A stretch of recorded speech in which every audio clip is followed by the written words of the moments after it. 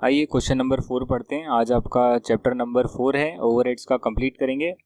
Exercise के जितने question बाकी हैं उसे आराम आराम से डिस्कस करेंगे। क्वेश्चन नंबर 4 है, आपके सामने आ रहा है, उसको रीड करना ज़रा मेरे साथ।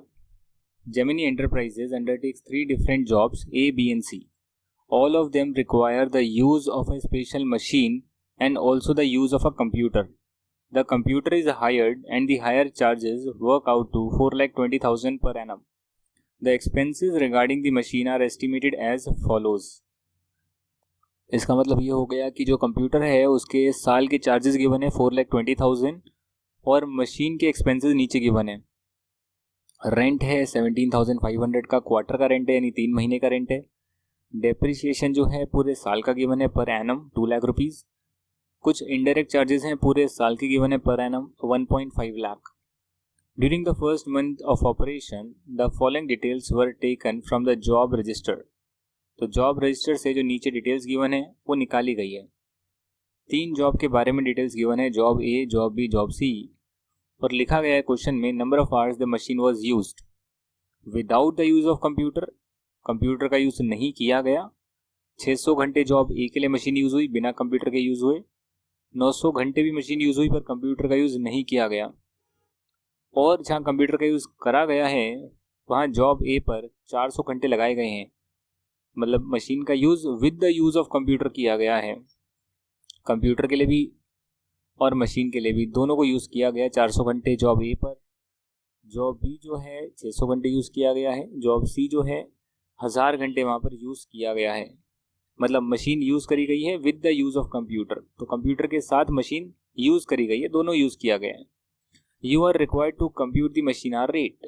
पहले एक फर्म की रेट निकालनी है पार्ट ए में और एक महीने के हिसाब से कैलकुलेट करनी है, दोनों के लिए कैलकुलेट करनी है। यानी कि computer was used and when computer was not used, दोनों सिनेरियो में क्या क्या मशीन आर रेट निकलेगी।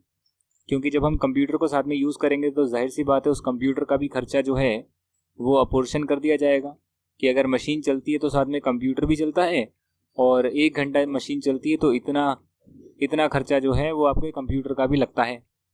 तो इसीलिए अगर प्रोडक्ट पर 1 घंटा मशीन चलेगी तो मशीन का खर्चा तो लगेगा ही, साथ में कंप्यूटर का खर्चा भी लगेगा। और अगर कंप्यूटर नहीं चल रहा तो डेफिनेटली जब मशीन चलेगी बिना कंप्यूटर के तो खर्चा थोड़ा सा कम लगेगा। आपको पहले पूरे फर्म की रेट निकालनी है और उसके बाद आपको individual jobs A, B and C की रेट निकालनी है, machine hour rate with the use of computer, without the use of computer. ये क्वेश्चन आपको समझ में आ गया, शायद नहीं आया तो भी दिक्कत की बात नहीं है। यहाँ पर हम ट्राई करेंगे और क्वेश्चन को सॉल्व करने की कोशिश करेंगे। तो यहाँ पर मैं लिखता हूँ सबसे पहले कि भाई रेंट गिवन है, रेंट जो है 17,500 गिवन है एक क्वार्टर का। 4 महीने होते हैं, 3 महीने होते हैं ना, तो 1 महीने का कितना आ गया सर? मुझे 1 महीने के हिसाब से निकालनी है, ऐसा क्वेश्चन में गिवन है। तो जो भी चीज़ें गिवन है उसको मैं महीने में ले आऊँगा। जो डेप्रिसिएशन है वो 2 लाख रुपये का है, पूरे साल का गिवन है तो 12 से डिवाइड करूंगा, 1 महीने का आ जाएगा। और इनडायरेक्ट चार्जेस भी कुछ गिवन है, वो है 1,50,000, और इसको भी अगर मैं 12 से डिवाइड करूंगा तो 1 महीने का आ जाएगा। क्या मैं अपना कैलसी यूज़ कर सकता हूँ या फिर आपको कर दिखाऊँ? चलिए आपके सामने ही कर दिखाता हूँ। नहीं तो मैं एक मैनुअल कैलसी ला सकता था और कैलकुलेट करके डायरेक्ट अमाउंट यहाँ पे लिख सकता था, बट सोचा ठीक है आपके सामने ही कंप्यूटर वाले कैलसी में ट्राई कर लेते हैं। ये आ गया 5833,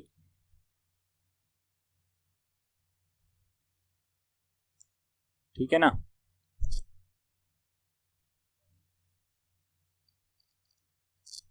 अब है 2 लाख डिवाइडेड बाई 12,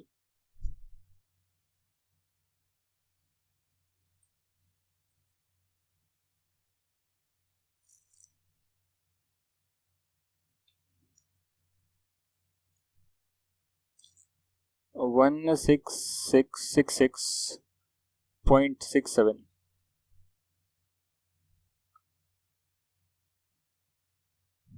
और अब है 1.5 लाख को कर देंगे 12 से डिवाइड,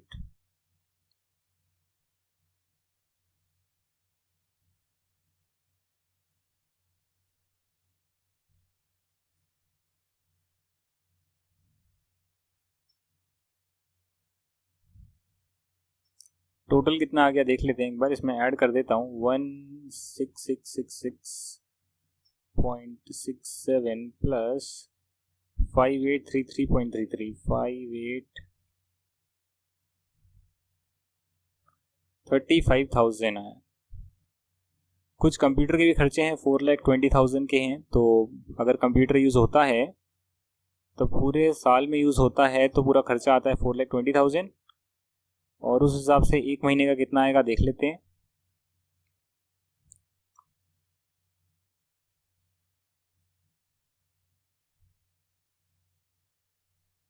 $35,000। अरे वाह, सबका मिलाकर भी 35,000 आ रहा है, और सिर्फ कंप्यूटर का एक महीने का 35,000 का खर्चा आ रहा है।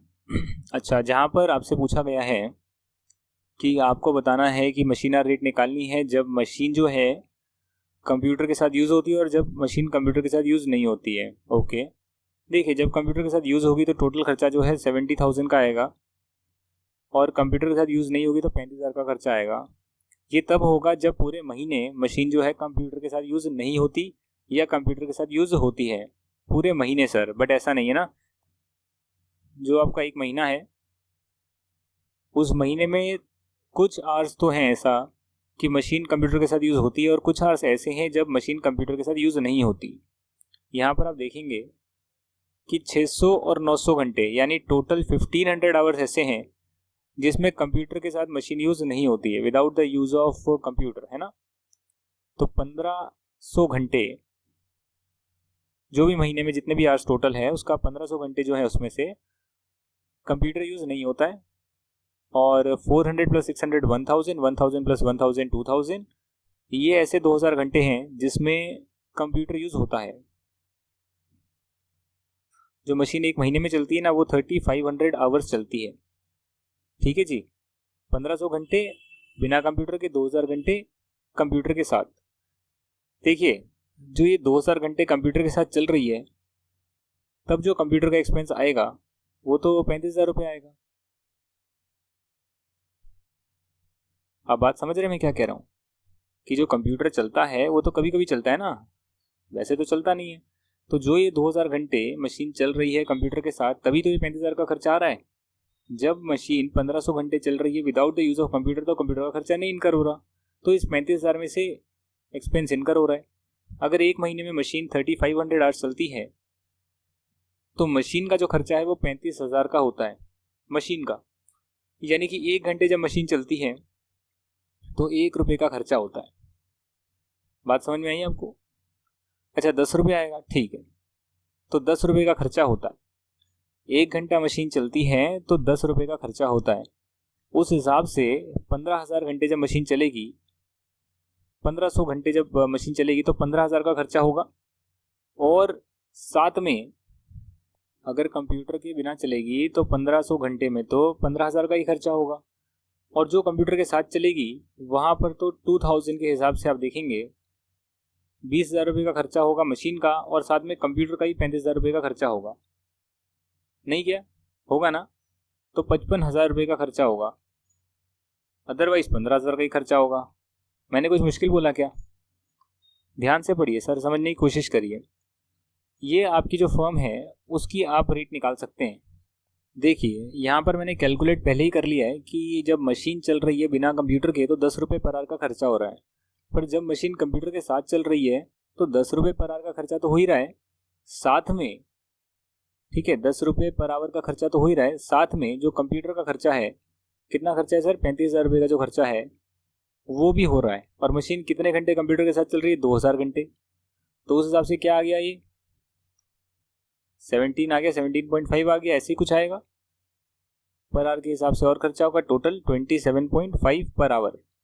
मतलब अगर मशीन कंप्यूटर के साथ चलेगी तो 27.5 रुपीज़ लगेंगे 1 घंटे के, और मशीन कंप्यूटर के साथ नहीं चलेगी तो 10 रुपये लगेंगे पर आवर के हिसाब से। ये तो फर्म लेवल पर निकाल लिया। अगर ऐसे ही आपको इंडिविजुअली प्रोडक्ट का निकालना है तो भी आप निकाल सकते हैं, जो मैं आपको बुक से ही दिखा देता हूँ।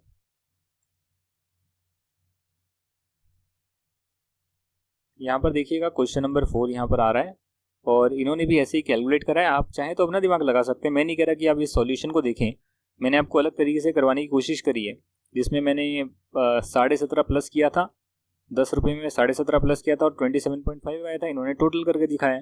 आपका तरीका हो सकता है अलग हो, तो आप दिमाग लगा सकते हैं। सेकंड पार्ट कहता है कि मशीन आवर रेट आपको हर जॉब की निकालनी है। तो इन्होंने क्या किया, इन्होंने कहा देखिए विदाउट कंप्यूटर 10 रुपये का खर्चा है और विद कंप्यूटर 27.5 रुपीज़ का खर्चा आ रहा है।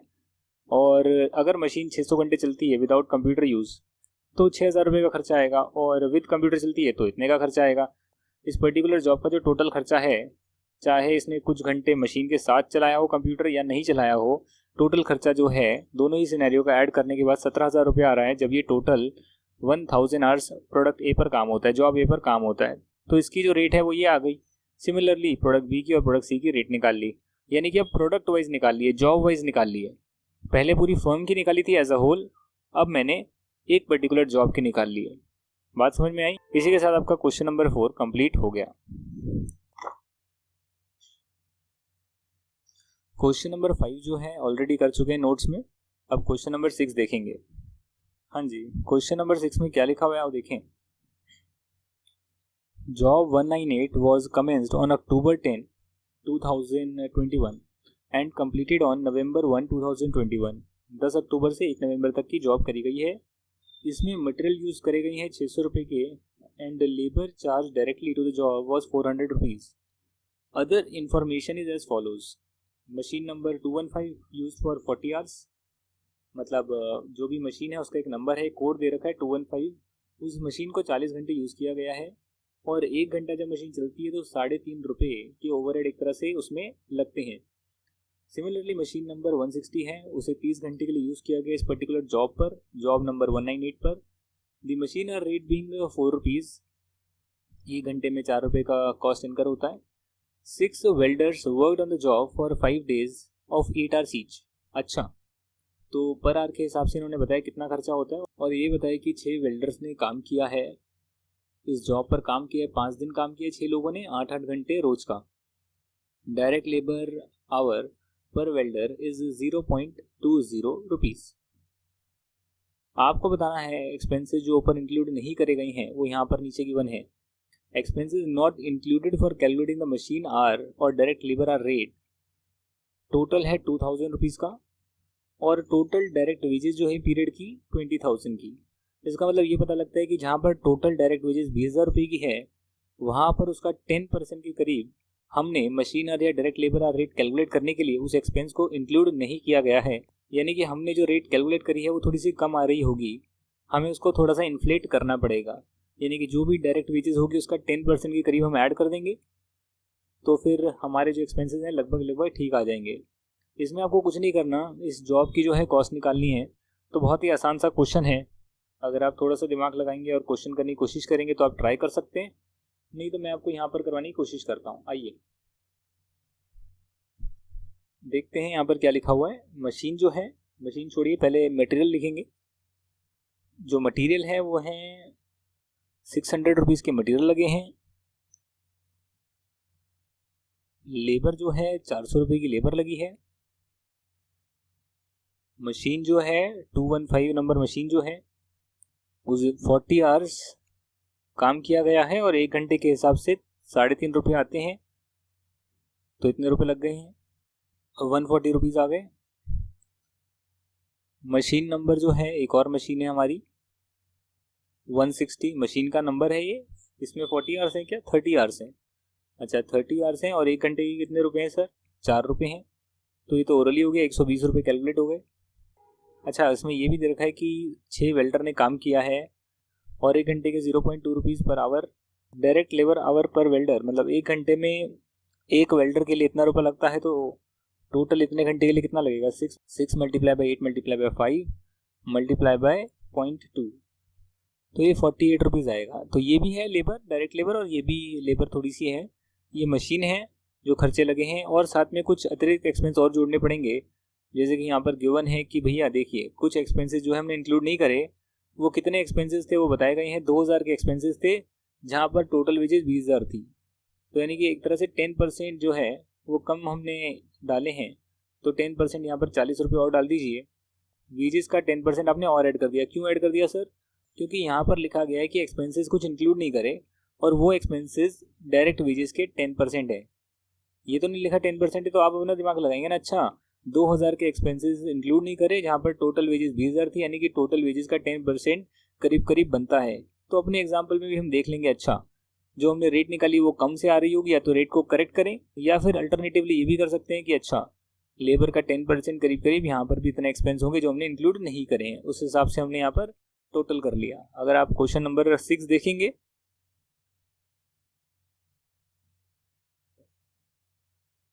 तो यहाँ क्वेश्चन नंबर 6 है, जैसा हमने निकाला है वैसा ही है, 600, 400, 140, 120, 48, 40 ऐसा करके टोटल आ गया वर्क्स कॉस्ट।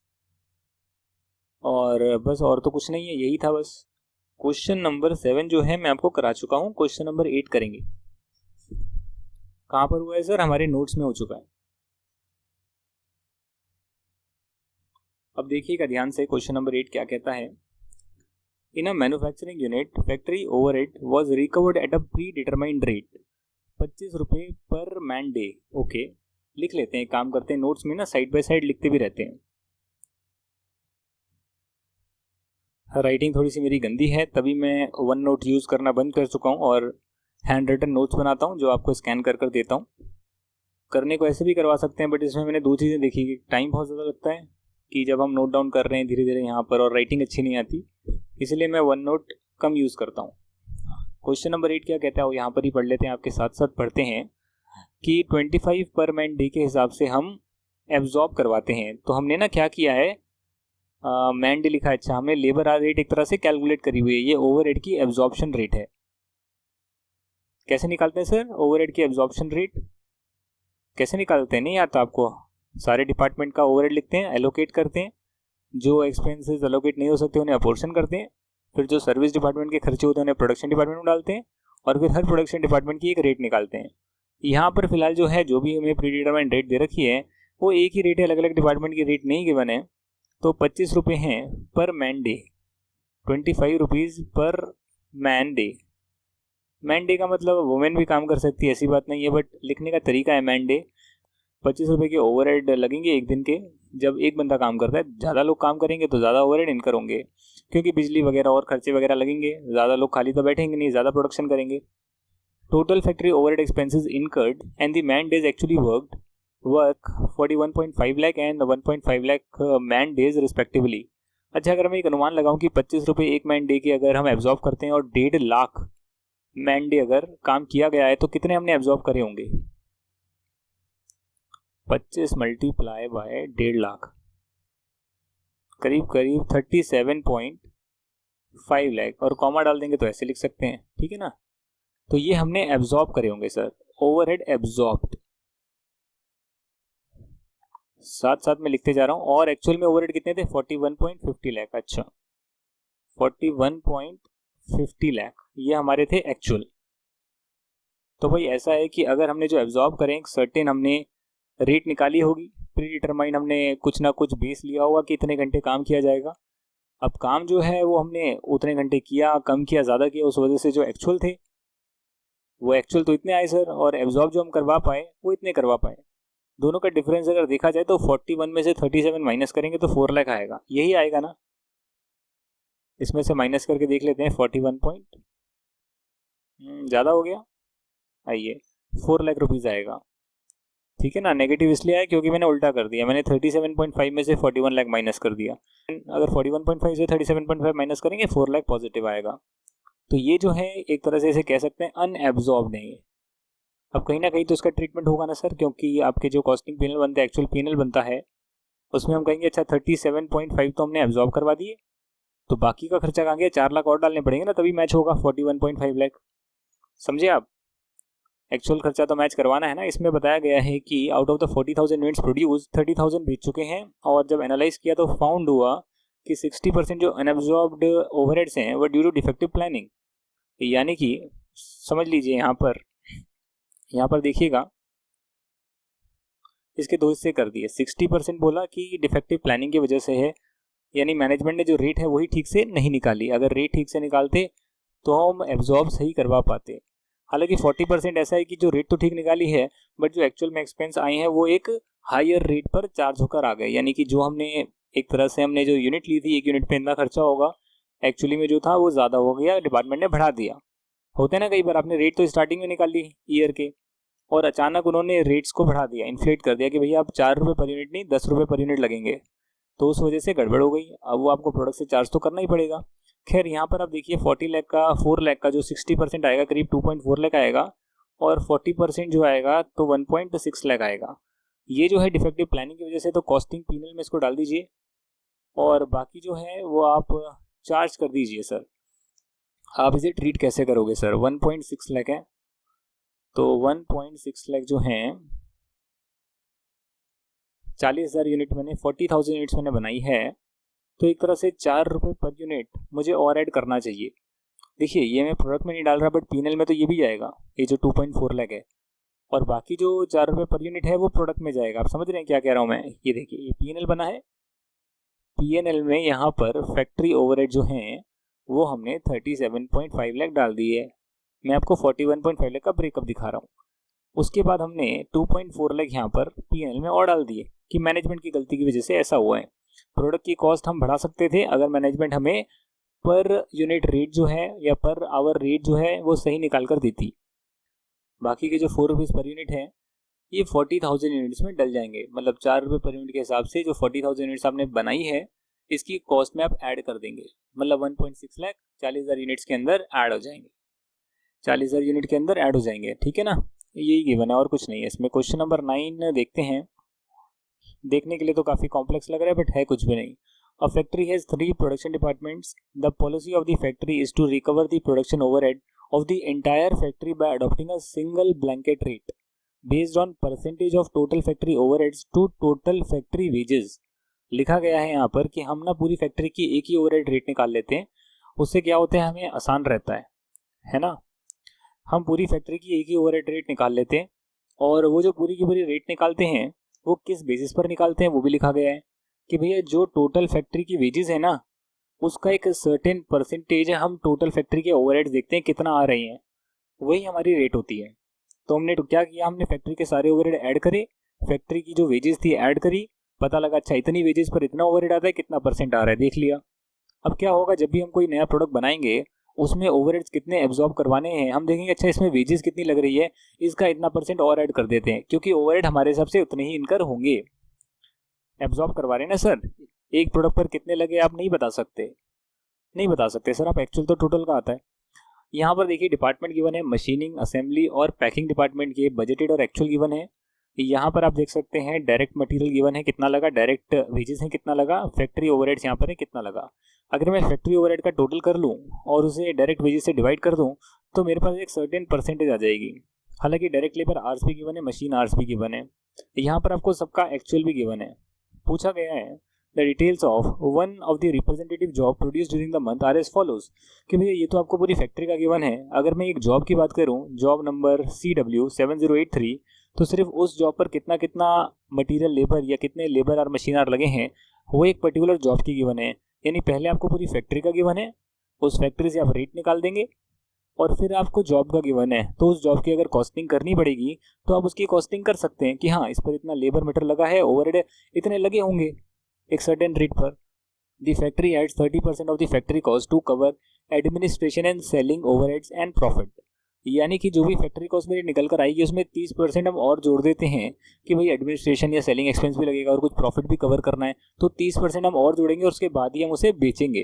फैक्ट्री कॉस्ट निकाल लीजिए, 30% ऐड कर दीजिए और उस पर सेल कर दीजिए। समझे आप, कॉस्टिंग का यही तो फायदा होता है कि सेलिंग प्राइस को डिटरमाइन कर पाएँ। यहाँ पर देखिएगा sir, calculate the overhead absorption rate as per the current policy of the company and determine the selling price of the job number CW7083। मतलब कि करंट जो इनका सिनेरियो है एब्जॉर्प्शन रेट जो है वो कैलकुलेट करेंगे।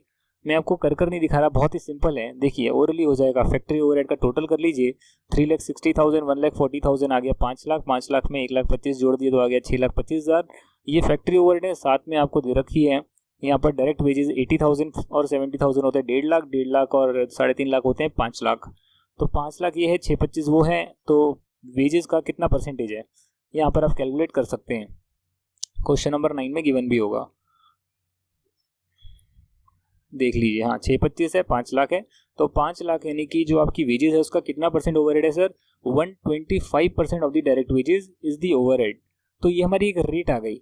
अब हमने क्या किया, उस जॉब की अगर हमें कॉस्टिंग निकालनी है तो उस जॉब में मटेरियल इतना लगा, वेजेस इतनी लगी, ओवरहेड कितने लगेंगे पता नहीं, बट हमने कहा अच्छा, जब हमने टोटल का देखा था तो पता लगा था कि वेजेस का 125% ओवरहेड होता है। तो यहाँ भी जो वेजेस है 660 रुपीज़, ये देखिए वेजेस है 660 की, उसका 125% इस जॉब में हमने ओवरहेड ऐड कर लिया, तो इससे हमारी टोटल फैक्ट्री कॉस्ट आ गई। साथ ही में हम 30% का मार्कअप जोड़ेंगे जिससे हमारी एडमिनिस्ट्रेटिव सेलिंग कॉस्ट कवर हो जाए, या प्रॉफिट के लिए हम कुछ मार्जिन ऐड कर देंगे। सबका मिलाकर 30% गिवन है, तो हमने फैक्ट्री कॉस्ट का 30% और जोड़ लिया और ऐसे हमारी सेलिंग प्राइस यहाँ पर आ गई।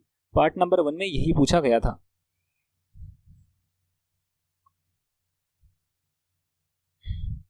पार्ट नंबर 2 कहता है suggest any suitable alternative method of absorption of the factory overhead and calculate the overhead recovery rates based on the method so recommended by you.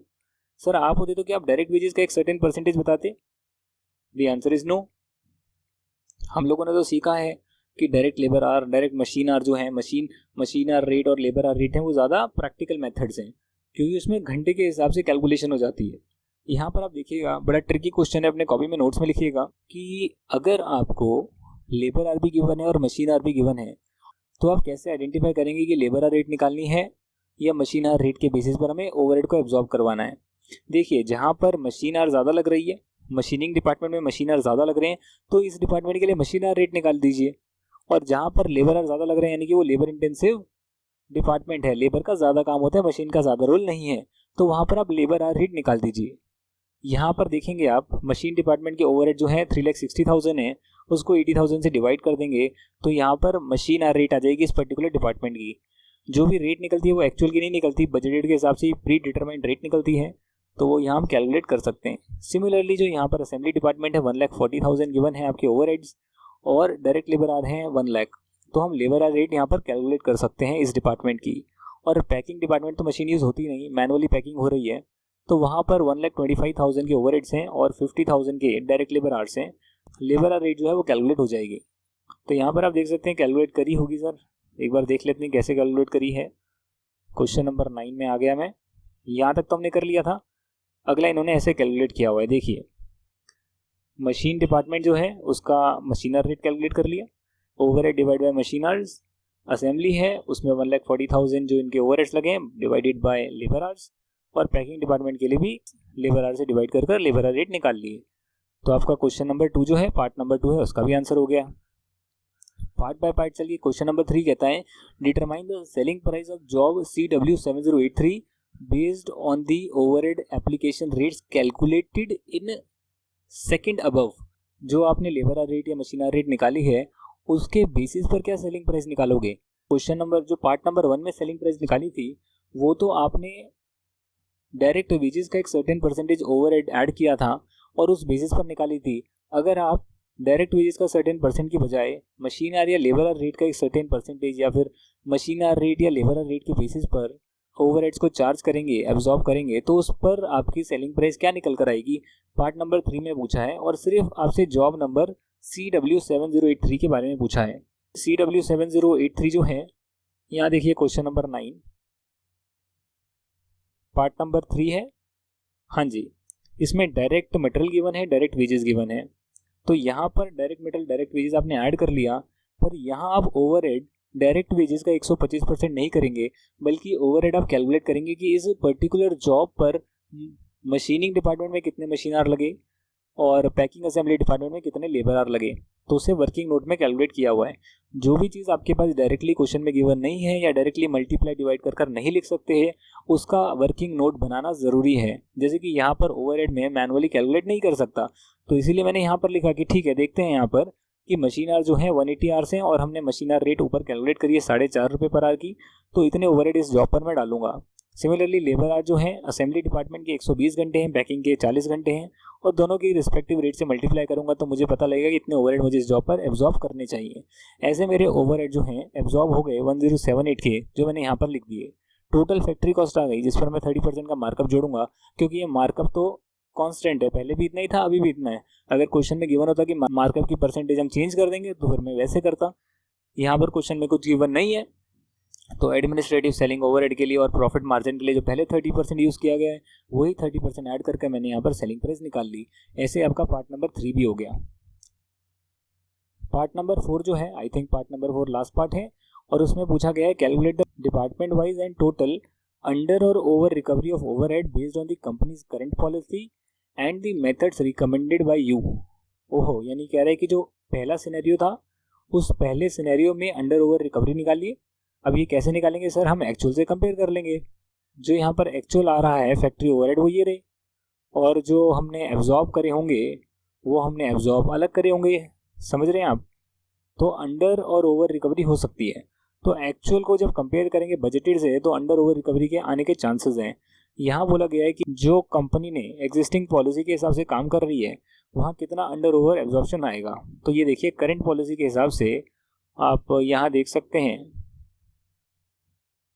Current policy के हिसाब से आप यहाँ देखेंगे कि भैया जो आपके मशीनिंग आवर्स हैं, असेंबली आवर्स हैं और पैकिंग आवर्स हैं, उसमें हम डायरेक्ट वेजेस का 125% ओवरहेड यहाँ पर ले रहे थे। एक्चुअल ओवरहेड जो आए हैं वो आपके 3,90,000, 84,000, 135,000 आए हैं। तो यहाँ पर आप क्या करेंगे, जो डिफरेंस आएगा वो आपकी अंडर रिकवरी। अगर आपके एक्चुअल एक्सपेंस ज़्यादा आ गए यानी कि आप रिकवर नहीं कर पाए, अंडर रिकवरी हो गई। और अगर आपके एक्चुअल एक्सपेंस कम है तो यानी कि आपने ज़्यादा रिकवर कर लिया, है ना। आपने एब्जॉर्ब है 3 लाख रुपीज़ समथिंग कर लिए और एक्चुअल एक्सपेंस असेंबली डिपार्टमेंट के 84,000 ही आए। तो ऐसे करके आपका अंडर ओवर एब्जॉर्प्शन आ गया। ये टोटल है और ये डिपार्टमेंट वाइज है। जितना ब्रेकअप दिखा सकते हो उतना दिखाना चाहिए, इसमें बोलने की ज़रूरत नहीं है। हमने जो मेथड सजेस्ट किया है उसमें जो हमारे ओवरहेड आए हैं उसमें हम निकालते हैं कि भैया मशीन आवर्स में मशीन आवर्स कितने लगे और 1 घंटे की कितने ओवरहेड होते हैं। ये हम एक पर्टिकुलर जॉब का नहीं निकाल रहे, पूरे फैक्ट्री का निकाल रहे हैं। तो यहाँ पर देखिएगा फैक्ट्री में 96,000 मशीन आवर्स चले, 90,000 लेबर आवर्स चले आपका असेंबली डिपार्टमेंट में, और डायरेक्ट लेबर आवर्स चले होंगे आपके पैकिंग डिपार्टमेंट में। पर आवर रेट से मल्टीप्लाई किया जो आपने कैलकुलेट कर दी तो पता लगा अच्छा अगर हम आवर के बेसिस पर ओवरहेड को एब्जॉर्ब करते तो इतने इतने ओवरहेड हमारे एब्जॉर्ब हो जाते हैं। 4,32,000, 1,26,000, 1,50,000।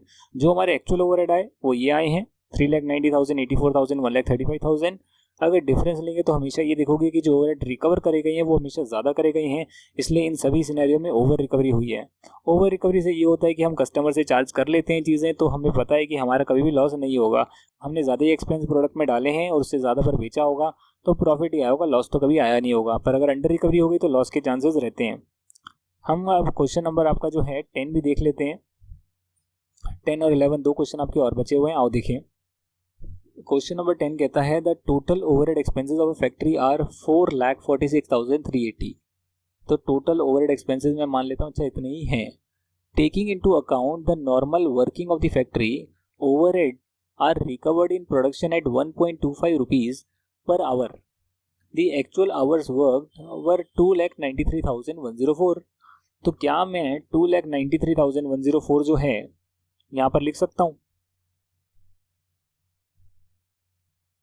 2,93,104 को मल्टीप्लाई कर सकता हूँ रेट से।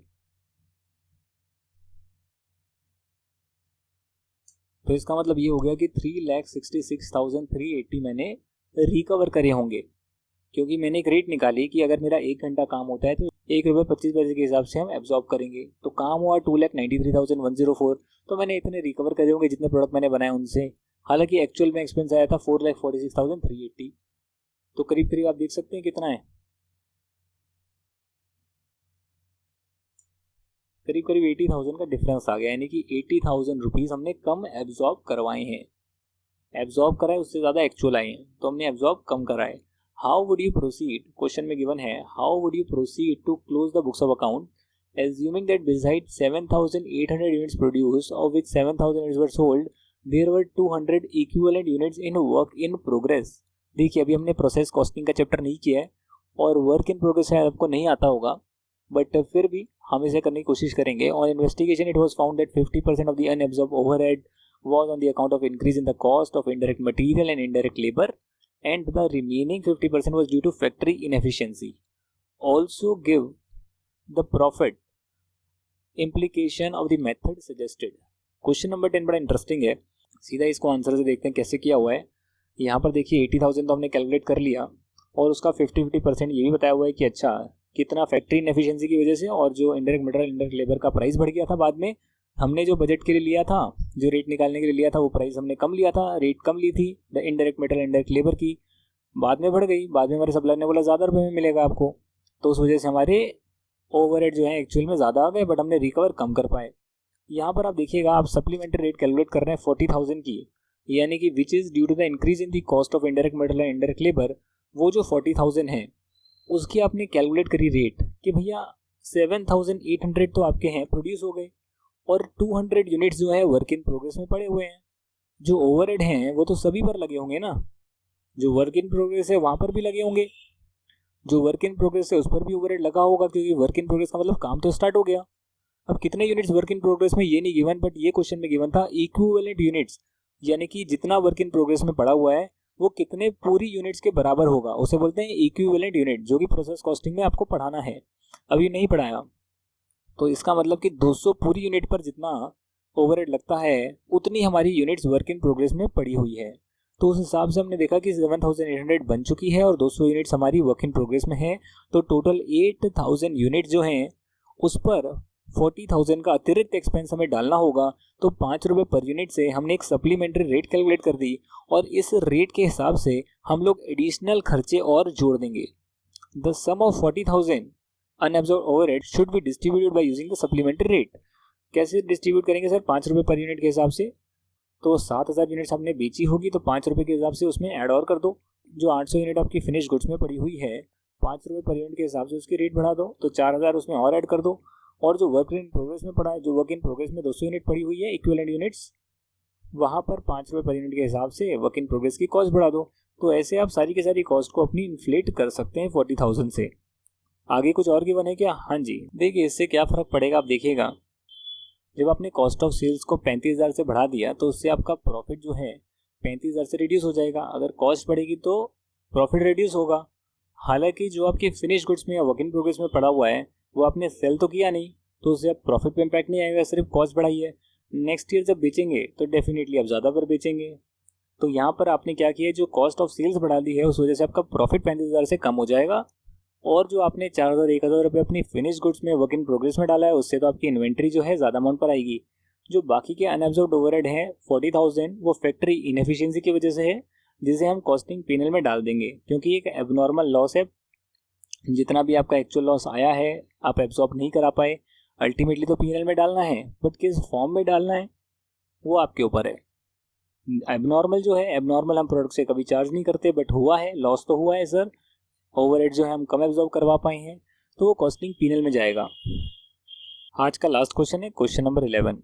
ABC Limited manufactures a single product and absorbs the production overhead at a predetermined rate of 10 rupees per machine hour. At the end of the financial year 2021-22, it has been found that the actual production overheads incurred over 6 lakh rupees. अच्छा, it included 45,000 on account of written off obsolete stores and 30,000 being the wages paid for the strike period under an award. आप समझ रहे हैं क्या बोल रहे हैं? Abnormal है सर, स्ट्राइक पीरियड है, स्ट्राइक पीरियड में काम हुआ नहीं फिर भी वेजेस देनी पड़ी, और कुछ आपने राइट ऑफ कर दिए। ऑब्सोलीट स्टोर्स जो बार बार तो नहीं होंगे, पुराने स्टोर्स थे, खराब हो गए थे, 45,000 का एक्सपेंस था, राइट ऑफ करना पड़ा, पीनल में डालना पड़ा। The production and sales data for the year 21-22 is as under. Production जो आपने करी 20,000 यूनिट्स की, 8,000 यूनिट्स है वर्क इन प्रोग्रेस में, 50% कंप्लीट इन ऑल रिस्पेक्ट्स, यानी कि 8,000 यूनिट जो है आधे अधूरे कंप्लीट है। देखा जाए तो 4,000 यूनिट जो पूरे कंप्लीट होते हैं उनके बराबर ही ये 8,000 यूनिट्स हैं। जो सेल्स है वो फिनिश गुड्स की हुई है 18,000 यूनिट्स की, पर एक्चुअल मशीन आवर्स जो वर्क करे गए हैं वो है 48,000 आवर्स। अगर आप देखेंगे 48,000 आवर्स काम किया गया है और 10 रुपये पर आवर के हिसाब से हम ओवरहेड को एब्जॉर्ब करवा रहे थे, तो 48,000 multiply by 10 rupees per hour per machine hour will give you 4,80,000। तो हमने 4,80,000 एब्जॉर्ब कराए हैं और एक्चुअली में आपके ओवरहेड 6 लाख के हुए हैं, यानी कि 1,20,000 आपने कम एब्जॉर्ब कराए हैं। एक्चुअल खर्चा जो है 6 लाख रुपए का आपका हुआ है। जो 1,20,000 है उसमें 30,000 तो आपके ऐसे हैं जो कि वेजेस आपने स्ट्राइक पीरियड की पे करी है, बार बार तो नहीं होगी, वो 30,000 माइनस कर लीजिए सर, कॉस्टिंग पीरियड में डाल देंगे, बट एक बार 1,20,000 में से 30,000 माइनस करी 90,000 आ गया, और 45,000 ऐसे हैं जो आपने ऑब्सोलीट स्टोर्स को राइट ऑफ किया है, तो 45,000 आपके पास आ गया। 90,000 में से 45,000 माइनस करोगे तो 45,000 आपके पास आएगा। It has been found that 1/3 of the under absorption of production overhead was due to lack of production planning and rest was attributable to normal increase in cost। कि भैया आपने प्लानिंग ही ठीक नहीं करी थी, तो 1/3 जो है 45,000 का 1/3 कितना आएगा, 15,000 रुपये आएगा क्या। तो 15,000 जो है वो तो क्या हो गए, आपके कॉस्टिंग पीरियड में चले गए, और जो बाकी के 30,000 है उसे आप 18,000 जो है कॉस्ट ऑफ सेल्स में डाल दोगे। 2,000 के जो फिनिश गुड्स आपके पास बच जाएंगे, क्योंकि प्रोडक्शन आपने 20,000 की करी है, बेचा आपने 18,000 फिनिश गुड्स है, तो 2,000 आपके पास फिनिश गुड्स बच गए। 2,000 फिनिश गुड्स में डाल दोगे, और 4,000 जो है वो आपके 4,000 जो है वर्क इन प्रोग्रेस में चले जाएंगे, 4,000 यूनिट्स पर जाएंगे। कैसे आएगा, 30,000 और 30,000 को आप डिवाइड कर देंगे 24,000 से, तो आपके सप्लीमेंट्री रेट आ जाएगी। क्वेश्चन में देखते हैं कैसे किया हुआ है। ये तो मैंने ओरली कर लिया आपका क्वेश्चन, बट हम एक्चुअली में यहाँ पर देखेंगे कैसे किया हुआ है। आइए देखते हैं। 6 लाख रुपीज़ हैं, उसमें से आपने यहाँ पर माइनस कर दिया जो एबनॉर्मल है, तो 5,25,000 आ गया, और उसमें से आपने 4,80,000 माइनस करा, 45,000 आ गया। हमने थोड़ा अलग तरीके से कैलकुलेट किया था। अकाउंटिंग ट्रीटमेंट बताया गया है इस 45,000 में से। बोला कि भाई यहाँ बताया गया है कि आपने 20,000 यूनिट्स जो है वो फिनिश गुड्स के बना लिए, और 8,000 यूनिट्स कंप्लीट नहीं हुए, 50% ही कंप्लीट है, तो करीब करीब 4,000 यूनिट्स इन्हें मान सकते हैं हम, ठीक है ना। 1/3 जो है वो due to lack of production planning है, तो 45,000 का 1/3 हो गया 15,000, इम्प्रॉपर प्लानिंग की वजह से आए तो कॉस्टिंग बिल में डाल देंगे। बाकी के जो आपके 30,000 रुपीज़ बच गए हैं, उस 30,000 के लिए आप उसे एब्जॉर्ब करा सकते हैं सप्लीमेंट्री रेट निकाल कर। तो सप्लीमेंट्री रेट आप कैसे निकालेंगे 30,000 की, देखिए नीचे गिवन होगा। 30,000 की आप सप्लीमेंट्री रेट निकालेंगे 24,000 से डिवाइड करके। 24,000 कैसे आया, 20,000 आपने फिनिश गुड्स बनाए और 8,000 वर्क इन प्रोग्रेस बनाए, जो 50% पूरी यूनिट्स के बराबर हैं, यानी कि 4,000 पूरी यूनिट्स के बराबर हैं। जो बेस है आप पूरी यूनिट्स में ले रहे हैं कि 20,000 तो पूरी बन गई, और 8,000 जो आधी अधूरी यूनिट्स है वर्क इन प्रोग्रेस में, वो 4,000 पूरी यूनिट्स के बराबर है। तो ऐसे हमारी 24,000 यूनिट्स हम नीचे ले रहे हैं, और ऊपर 30,000 रुपीज़ अंडर एब्जॉर्ब हैं, तो एक यूनिट पर 1.25 रुपीज़ अंडर एब्जॉर्ब हो गया है। उसे हम उस प्रोडक्ट में डाल देंगे। जैसे कि आपने 18,000 यूनिट्स बेच दिए, तो 18,000 यूनिट्स की कॉस्ट ऑफ सेल्स को थोड़ा सा बढ़ा दीजिएगा, 25,500 रुपये आपने बढ़ा दिए। 2,000 आपके फिनिश गुड्स में पड़े, तो फिनिश गुड्स की आपने प्राइस बढ़ा दी, और वर्क इन प्रोग्रेस में आपके 8,000 यूनिट्स हैं, बट वो 4,000 पूरी यूनिट्स के बराबर हैं, क्योंकि वर्क इन प्रोग्रेस है, इसके मतलब वो पूरा नहीं हुआ है। 4,000 पूरी यूनिट्स के बराबर हैं, और 1 रुपया 25 पैसा अगर एक पूरी यूनिट पर हमें एडिशनल और डालना है, तो 4,000 यूनिट्स पर हमें 5,000 रुपये और डालने पड़ेंगे, क्योंकि हमारे एक्चुअल ओवरहेड थोड़े से ज़्यादा आए हैं। ऐसे कर कर जो हमारी गलतियाँ हुई हैं, पाप हुए, उन पापों को धो दिया, और जो पुराने कम ओवरहेड से उसको हमने इन्फ्लेट करके प्रोडक्ट की कॉस्ट बढ़ा दी, कॉस्ट ऑफ सेल्स बढ़ा दी, और यही काम होता है कॉस्ट अकाउंटेंसी में। इसी के साथ आपका ओवरहेड का चैप्टर पूरा कंप्लीट हो चुका है। थोड़ा सा थ्योरी पार्ट है जो कि मैं एंड के लिए छोड़ रहा हूँ। जैसे मैंने आपको बताया था 90 मार्क्स कंप्लीट करेंगे, और एंड के 2-3 क्लासेस में हम थ्योरी करेंगे। तो यहाँ पर आपका ओवरहेड पूरा हो चुका है। अभी मैं आपको समर ब्रेक देता हूँ 1 हफ्ते के लिए, 10 दिन के लिए, जो भी आप लेना चाहें। उसमें टारगेट ये है कि आप सारी की सारी जितना भी अभी तक हमने किया है उसे नोट्स बनाकर 3-4 बार कॉन्सेप्ट पढ़कर बुक के सारे क्वेश्चन बिना देखे ट्राई कर कर, चाहे आप ओरली ट्राई करें या फिर आप पूरा फॉर्मेट बना के ट्राई करें, ये आपके ऊपर है, बट बिना आंसर देखे ट्राई करना है, और फिर देखना है अच्छा आंसर ये आया तो कैसे आया। साथ ही में जो पास्ट ईयर के क्वेश्चन से इनमें से आए हैं, ओवरहेड में से, लेबर से, मटेरियल से, कॉस्ट शीट से, इंट्रोडक्शन से, वो सारे पास्ट ईयर के क्वेश्चन, आरटीपी के क्वेश्चन वो आप ट्राई करेंगे, पिछली 2-3 आरटीपी के। और ये आपको अभी 10 दिन में, 1 हफ्ते में ये होमवर्क आपको करना है। जब ये आप प्रैक्टिस कर लेंगे तो समझ लेना कि आपका 50% कॉस्ट अकाउंटेंसी हो चुका है। बाकी का 50% हम 1 हफ्ते के बाद ट्राई करेंगे। तब तक के लिए bye, thank you so much. आप डाउट्स लाइए, अपने प्रैक्टिस करिए, और हम मिलते हैं next week. Thank you so much and bye.